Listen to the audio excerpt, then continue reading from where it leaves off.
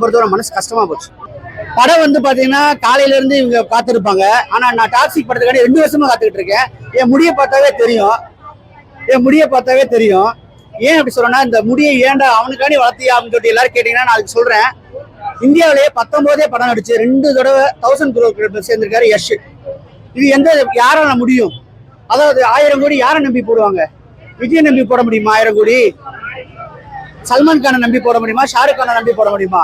முழுக்க வந்து பாத்தீங்கன்னா யஷை நம்பி போடலாம். ஆனா அவங்க போட்டவங்க எங்க கோட்டை விட்டாங்கன்னு கேட்டீங்கன்னா, ரைட்டிங்ல ஏதோ கோட்டை விட்டாங்கன்னு நினைக்கிறேன். படம் வந்து என்னை பொறுத்தவரை ஒரு ஆவரேஜ் படமா போயிடுச்சு. ஏன்னா யஷோட ஃபேனுங்கிறதுனால யஷ் வர்ற சீன்லாம் எனக்கு மாசா இருந்துச்சு. அவர் வர்ற ஒரு ஃப்ரேமும் நீங்க யாருக்குமே இவ்வளவு டைட்டான க்ளோஸ் அப்லாம் வைக்க முடியாது. இவருக்கு வைக்கிறாங்க. அவ்வளவு அழகா இருக்காப்ல, பியூட்டியா இருக்காப்ல, ஒரு மேன்லியா நிக்கிறாப்ல.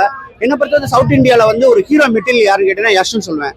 ஸோ எல்லாம் இருந்து என்ன செய்யும்? அவங்களுக்கு 1000 கோடி பட்ஜெட் இருக்குது. ருக்மணி வசந்த் இருக்காங்க, நயன்தாரா இருக்காங்க, கியாரா அத்வானி இருக்காங்க, ஹூமா குரேஷி இருக்காங்க, தாரா இருக்காங்க, யஷ் இருக்காங்க. இவங்களை வச்சு நீங்க ஜெயிக்க முடியலன்னா நீங்க இனிமேல் டைரக்ஷன் பண்ணதே விட்டுட்டு போயிடலாம்னு தான் நான் நினைக்கிறேன். என்ன பொறுத்தவரை மனசு கஷ்டமா போச்சு.